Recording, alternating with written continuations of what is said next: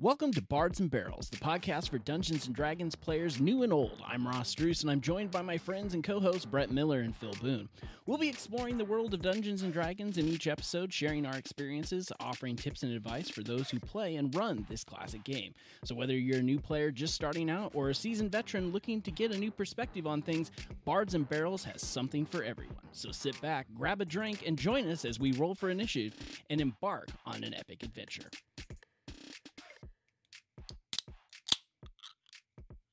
And there's the opening crack. It's time for another episode of Bards and Barrels. That felt weak. That was a wimpy crack. Don't you think? Sorry, it's a tall, skinny can. Is that like a seltzer or something? Is it really a beer? Don't judge me, all right? I was out of beer, okay? I had to improvise. Judgment. God. Oh, man. So here we are once again. Ross, along with me for the ride. Wow, English tonight. How many beers? How many you beers had have I before we had? started? Need a seltzer? Maybe. Gotta hydrate. Along with me for the ride today, as always, Phil and Brett. How we doing, boys? I'm doing great. I don't know about you. I don't know about God. We're here. Phil's cutting back and I can't speak. This is gonna be a great episode. Everybody, just buckle in. Yep. We're off to a great start. All right, so tonight we're gonna dump into. Wow. Yeah, we are. Continuing this Don't series cut here. that. Keep that in. We're gonna jump into the final part of our DMing series. Up to this point, we've talked about a lot of things. We've talked about running a session. We've talked about running session 0. Things that a DM needs. We've talked about our experiences. We've talked about knowing the rules. We've even talked about that you don't need to be Matt Mercer. Be your own DM. You don't need to know everything. But tonight, we're going to kick off with playing NPCs, guys. So let's dive into this topic a little bit. This is a little bit of a touchy one in kind of the DM community where some people say don't and some people just go with it. I think, yeah, I would agree with Brett, and I think it's kind of a divided line, right? I feel like I fall into the camp of just talking through kind of my PCs, I would say. I try to at least approach situations in the way that they would. Now, I am no voice actor by any means, so do my NPCs all sound exactly the same? Yes, they do, vocally. However, I do try to give them different opinions. They would approach things in different ways. The way that they communicate information tends to be different as well. And I do like them to have like fun personality quirks. Like Yostix was a blast to play, and I feel like you guys really enjoyed that character, and he was kind of quirky. You know, I think we should differentiate a little bit just before we get too far into this topic in the difference between portraying NPCs just in your normal adventure and playing an NPC, like that joining your party as an NPC. True. Those are two different things. The portraying your random person you meet along the street, every DM has to do that. I think what I was focusing on, the controversial side, is when you have an NPC join your party and the DM plays that NPC. I definitely have an opinion on that one, and you both know it because I do this all the time. I, as the DM, I want to play. Yeah. So I prefer to have an NPC. I would never force an NPC on the party if they didn't want it. Like, there is always a choice of, hey, someone wants to come with you. It's up to you. You could say no, and it would be fine. But I always try to make that person appealing, or like maybe a healer while you're in hell that you possibly could need. Filling gaps in the party. Exactly. It's kind of a DM tool to potentially do that, honestly. That's how I like to use it. Yeah. So when you added Yostix is the one that we had in our Descent to Avernus campaign. Did you have to adjust the challenge rating on anything based on having an additional player in the party? Hindsight, should have. There are probably, I could think kind of 2 instances where I probably had Yostix intervene to a point that he shouldn't have. The biggest one I feel like sticks out is when he like misty stepped inside to an infernal war machine and just like took control of it. Shouldn't have had him intervene that much. I overstepped, but I was in the moment. He was pretty powerful. Yeah. I definitely adjusted things like HP, number of attacks. I did some of that, so that would bump the CR a little bit. So like, what would your opinion, like focusing on Yostix? So if you don't want to make him too OP, because obviously you know what's coming, do you run it in such a way that you don't do like your power moves unless the party asks you to do them? That's how I should have done it, yes. Mhm. Or if it comes to a point where, like, you're looking at TPK or something like that, like, Yostix is there to intervene. That's how it should have been ran. Sure. I definitely overstepped once or twice, but I would also at this point say if you're running a character like you faithfully did for a fair amount of that campaign, they're not really an NPC anymore. They're a player character. They're based on you because you are playing that character. They're no longer just a throwaway or something that's going by the way anymore. that's true. And it's not a throwaway. I mean, Yostix, that when that campaign picks back up, Yostix is still going to be somehow intertwined into Sure. the story at this point because he is. He's part of the storyline now. Which I think leads us to that there's different levels. Like as a DM, you know, when you walk into a tavern, there's going to be throwaway characters in a tavern Tons. that you can make it up on the fly and it's not going to matter. But then there's also going to be NPCs out there that you need to know what they know, and you need to have those maybe some kind of quirk because they're going to be around and they're going to show back up. So you give those characters a little more depth, and then you have like the crucial cornerstones in a story who are going to be there throughout the entire campaign. Yeah, it's not uncommon for an NPC to join your party for a period of time. Mm-hmm. I actually think that sometimes parties ask for that because they're like, hey, Yeah. we can maybe get the DM's help.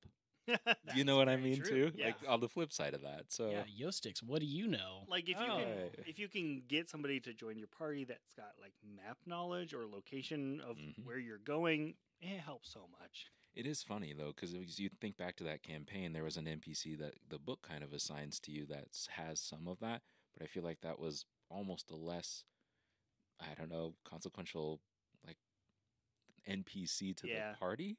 Important to the storyline, but kind of less, It, I don't know, less memorable.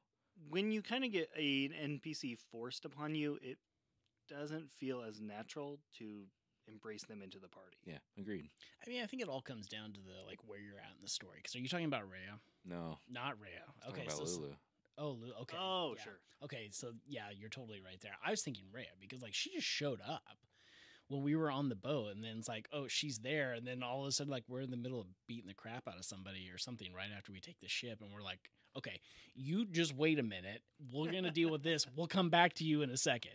It was just kind of awkward, but in terms of like Yostix was like the opposite because like we had gotten into the Nine Hells and it's like we had made it to underneath the like the temple in Elturel and all that, and then Yo was there as a cleric, and it's like, do you need it? It was like basically, do you need help? And we were like, yes, come with us. Yeah. And so it's like we had a need and he filled the need. I don't know if that was just a difference in timing and our need at that point Sure. I potentially. think it's also Phil understanding that we needed a cleric. Well, And that's so part of it. But I also think that I don't believe that you guys blowing up ships or anything like that were necessarily part of the game plan. So I think Rhea was there first before you decided to do your tomfoolery.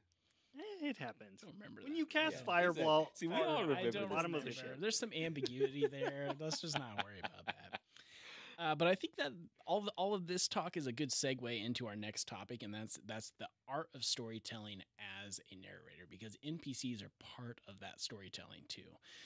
So, Brett, you've run one shots. You haven't run like a full campaign yet, although you're working through Lost Mines, right? Yeah, So the simple, easy one. even those, what are your guys' thoughts like on how, if you're a new DM, how do you get into that storytelling vibe if you've never done it before?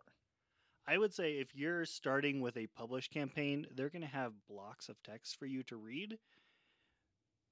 I would encourage you to try and skim over a little bit of that ahead of time and know enough that you can ramble through it without having to read it directly. It provides a lot of immersion when you're not just reading from a page. Yeah, Brett's right. And I oftentimes fall into the trap of wanting to read it word for word, and it disrupts the flow. It's easier to read it word for word, but it breaks the immersion. It does. It definitely disrupts the flow. It's not your words as DM. It's Sure. you can tell it's from the book. It's I fall into like a weird in between because there are certain times, particularly in dungeons, where like I will read it verbatim because I don't want to miss anything. that's why I read it. Not necessarily that I don't know it or I couldn't come up with something better, but it's like, if they're telling you this here, then there's problem. That's not always the case. There are rooms where there's nothing in here except for a bed and a dresser or whatever, and there's nothing in them. But there's also times where it's like it will give away very crucial information that you need to know. I'm like, I want to make sure as a DM that I'm telling you that stuff too. And I would say if it's something that's like you're reciting what's written on a scroll or something like that, absolutely read word for word. Sure. You need that level of detail there. But I would say, like, if you're going into a dungeon room, some of that stuff you could let, depending on how important it is, you could leave it to the player characters to search, figure out what's in there, ask questions before they just venture out. Sure, and I think that's where this is going to kind of go back to the rules a little bit. That's where some of that like passive perception comes into play. That if always any, forget if to there's use. Any experienced DMs out there, plug your ears right now. Like, wait a minute, what's passive perception? Exactly. No, I'm kidding. I know. It's like, yeah, we know what it is, but like, I rarely ever use it because I would much rather you be looking for something and I just have you make a perception check versus the CR for finding this thing is a 15 and your passive perception is a 17, so you just find this thing. That seems too easy to me. Agreed. And that's, I call for perception checks, especially when there's nothing to perceive. Oh, so do I. Just to make For sure, sure. right? Like, so that when you do call for it, they don't just always know, oh, well, that means there's something we're missing. Here, right? Right. I rolled a nat 20. You didn't find anything. So I think a very important part of being a DM is remembering that this is a collective storytelling experience. So you're either you might be doing a homebrew. More than likely, you're probably running a published adventure. But at the end of the day, what's in the book does not necessarily dictate your story. You need to be flexible, let your players tell that story, and you're helping them tell that story. And you're like not checking boxes off, but you're ticking off the things as you go. Like, you're in this area, these things are going to happen. That's your role as the DM. And how do you intersperse those things into the story that's being told? It's like you've got more of an outline versus having the story already written. Correct. Yes. Like, you don't know how they're going to get there, but you know they've got to get from here to here somehow. Right. And the players help you figure that out in real time. I actually think that is an amazing analogy for this because, like, view yourself as the author and you know you need to get from A to B, but everybody else in the room is helping you fill in that gap and get from A to B. And that's the story. In a very chaotic manner. Very chaotic. And it may take 5 chapters to get where you're going, but that's fine. That's the fun of it. And that's what typically leads to the most fun campaigns anyway, because when everyone is participating, when you've written a joint story instead of just, hey, we're following this thing out of the book, everyone has a better time. Now, it can be challenging as a DM, right? And if you have a bunch of stuff prepared and they go in a door you didn't expect or, something along those lines, don't get frustrated, right? Even if you have to somehow reroute, if that's a pivotal thing they missed, find a way to work it back in. Maybe they get through this next room and the door they open suddenly opens up into the area they were supposed to go, right? There are workarounds if you really have something pivotal that you need to accomplish. Remember, the players don't know your story. Exactly. Right. You can adjust where it's going to go. And I think that goes back to when we were talking about prepping, how we were like, don't read through everything and do it verbatim. It's like, allow yourself the ability so when they do something, you just kind of go with the flow to do it, and then you just tie it back together, tie up the loose ends. That's your job as the narrator. The other part of storytelling is a major difference between when you're running a homebrewed campaign versus a published adventure. Those are two very different mechanisms for portraying that story. And I know I think it was last session, we touched a little bit too on how the beginning of the Dungeon Master's Guide has all of this information on building your own world. And it is intimidating, but if you are interested in running a homebrew campaign, you want it to be your story, there is some good resources in the book for that. I know last time we all got together too, Brett was talking about trying to maybe put together a homebrew campaign that's based in like modern day as well, which would look totally different than anything you're going to find at least in a D&D Wizards of the Coast published adventure. So I encourage people to lean into some of that homebrew piece of it. That might be a little bit more work for you, but it also gives you the freedom to change your story whenever you want. And the characters have no idea. They've never played it before. I think that's a great segue into our next topic. So it's like you mentioned, Phil, using the Dungeon Master's Guide and the world building features that are in there that we feel are completely out of place. But what are some of the tools and resources that you need as a DM to be an effective DM? I mean, first and foremost, the ones we've already touched on, the core D&D books. So like your player's handbook, your Dungeon Master's Guide, your Monsters Manual. Those obviously the key resources to get you immersed into the core game. But then from there, there's so many different things that you can go down. I personally have a couple favorites that I like to use.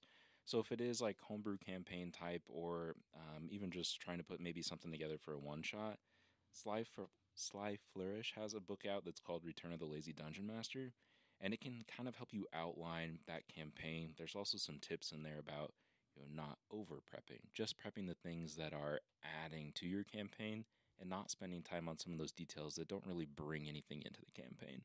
So I learned a lot from that book. That's one I definitely recommend.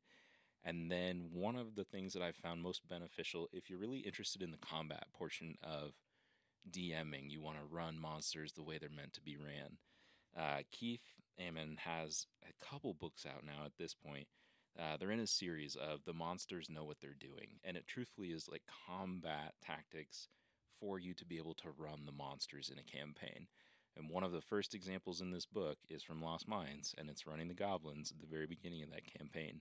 And after I read it, it was like life-changing, honestly. I'm like, oh my gosh, like I've never ran goblins correctly in my entire life as a DM, ever.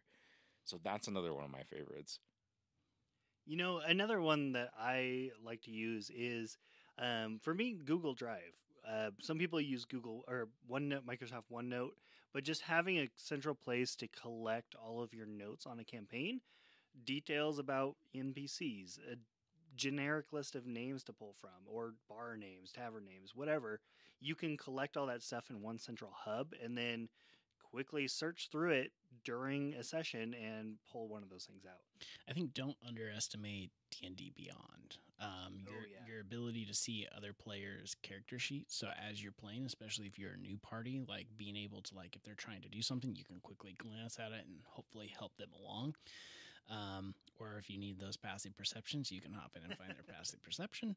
A lot of DM screens actually have areas where you can put like the basic character information of your party, so you can see that at a quick glance. It's also going to have a bunch of other information there. So I would also add then a DM screen would be good too if you're playing in person, because that also has all that information at your fingertips and allows you to use those. And there are tons of different DM screen options. You can have ones that have pre-printed stuff that give you all of your cheat sheet information right there, or you can customize your own and just have slips of paper slipped in for details on your different players that are coming to the table, or your NPC or your monsters that you're going to be facing that week. Mm-hmm.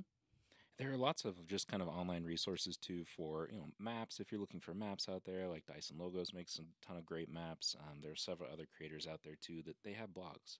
So if you just go looking for it. Map generators too. Oh yeah, absolutely. Fantasy name generators as well, if you're just trying to find random weird names. There's also the Who the Fuck's My D&D character, if you're looking to like really spice up what you're doing as well. It's great for one-shots. We've used that for some of our one-shots. What else is out there? There's an audible gasp when he swore. We can still maintain our PG rating, I promise. And then just, of course, running things off of Discord. You can collect and have your players pool all their information there.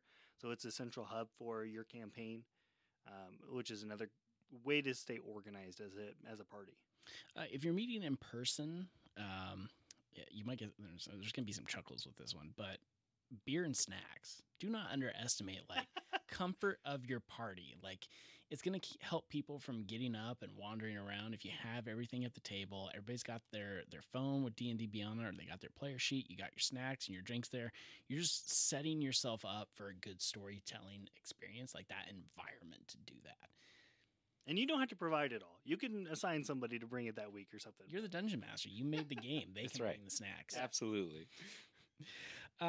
So let's move on to talking about some cool things that as a DM you can add to your game later. Leveling up. Yeah, leveling up your play. Yes. Oh, I thought you meant letting your characters level up in the No. party. Like, That's a cool God, thing I to feel do. like you're calling me out. Jesus. Yeah, we're due. Can we level up yet, Phil? No. Can we level up now? No. Can we level up now? Yes. But kind of what we're talking about is expanding beyond just like the basic theater of the mind gameplay. So how can you make your game better, fellas? Having a shared screen. If you're in person, just putting it up on a TV or something and having a map up there, potentially, or even potentially putting the map or the TV on the table and putting minis directly on the table or on the TV. That is a great way to immerse the players beyond just theater of the mind. Yeah, or if you want the traditional like paper mat, or not necessarily paper, but some sort of a map actually on the table itself in real minis, something like that, just to give you that visualization, to be able to say, hey, what is 30 feet? What is 60 feet? What's 120 feet? What's in between me and this target? Getting able. Oh my gosh, now you've given it to me, Ross. I'm sorry. I'm so sorry. Being able to actually visualize what those paths look like. I just think that does bring another element to the game as well. During COVID, Ross and I went down a rabbit hole of creating our own dungeon terrain. Which look excellent, by the way. Yeah, so like just taking XPS foam and carving tiles into them and then playing on top of those. Yeah. That was a good time. I enjoyed doing that. We need to do that. It was pretty fun. Why have we why haven't we used any of this? It's almost. Hold on a second. So I don't know when you're listening to this right now, but it's almost winter time when we're recording this, and I think we need to build Strahd's Castle. You had mentioned that. I think we need to do it. I think we need to do it. One of the things that I have been trying to mix more and more into my games, and this kind of goes back to like my storytelling ability, is incorporating music to kind of set the tone, because words take you so far, but they don't always add that edginess, right? So, for example, the three of us are playing Curse of Strahd, and I usually have some sort of, like, if we're in a dungeon or something, there's some tense kind of music playing in the background, and then these guys came up against the mound at the beginning of the death house, in the basement of the death house. But then I like randomly found like monster growls and roars, and it was like everybody was like visibly on edge when that was playing, and this thing was like chasing you around and you were fighting it. And it's like it changed the whole feeling of that session. And I thought that was an excellent way to just set the mood. I think that's one of the easiest things to add, is because you can go onto YouTube or wherever you have music and just search for ambiance. Mm-hmm. Yeah. And you can get a hours long track that you can just play over that whole session and just let it go. Right. Maybe you change it from indoor to outdoor at some point during that session, but don't go overboard. Just do a background audio. Simple. Yeah.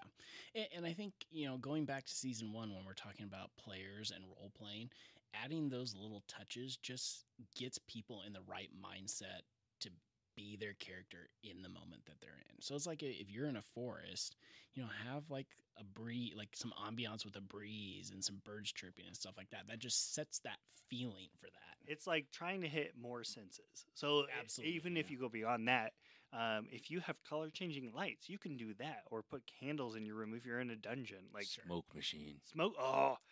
There's so many cool things you Maybe can do. soon. Just be Fog creative. machine, whatever it's called, How can you immerse your players into where they're going? Yeah, absolutely. And I think, so I've done a little bit of lights too. So I actually have some, when we play Curse of Strahd, which is in a different room where we're at, I have like some LED lights that are like up around some bookshelves and stuff. So it's hard to see where it's at. But the one night you guys came over, I had the music playing and I had the lightning going. So it was just like the Strahd ambiance that you can find on YouTube, and that lightning going. I thought that was pretty cool. Set the tone for the night. I loved it. I thought it was great. Any final thoughts on DMing as a whole? We've done 3 episodes on this now, guys.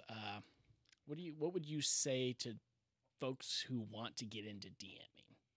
I would say we've touched on this quite a bit, but just you've got to start. Once you start, there is an entire rabbit hole to go down. And if you start searching on pretty much anywhere, Instagram, Facebook, Pinterest, wherever you want to search, there are resources that you can find of other people that are sharing DM tips. We're all in this together, and we're all adapting and evolving our craft over time. Yeah, and really just kind of echoing what Brett said, but you're not in it alone, and I think that's what you need to know. So take the dive, rely on your player characters to help you. I mean, they're part of the storytelling experience, and know that there are resources everywhere. And there's Facebook groups and Reddit posts too of when DMs come up against a problem and they want another DM's help. So For sure. feel free to ask. Like, hey, my party is going up against this. I don't know what to do here. What do you guys think? And the pool of people responding to those questions is so valuable.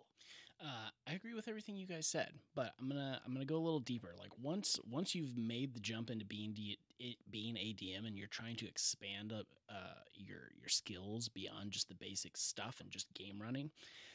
Phil, you mentioned the Monsters Know What They're Doing book, and I would say if you're going to invest in something fairly quickly, that book, or at least understanding monsters and how they would react to things, is a good step to take. Because I think one of the things we're talking a lot about setting the tone, laying the groundwork for the story, is that all too often monsters don't feel real to a party because they're too easy to beat or whatever. So if there's one thing you can do to add that sense of danger and that sense of this is real to things, is have real threats in your party. So if you're gonna, if I'm gonna make a suggestion on the first thing that you could expand on, it's gonna be learning how to really utilize those monsters and be a threat to your party. Not a threat as in I'm gonna try to kill them every time, but just a threat as in to add that danger. But you could, and it's so delicious. Just one or two, not all of them. All right, that's going to do it for this episode of Bards and Barrels. You can listen to past episodes of the show anywhere podcasts can be found. Want to stay in the loop and not miss the latest from us? Be sure to head over and give us a like and a follow on Instagram and Facebook at Bards and Barrels. We'll see you soon.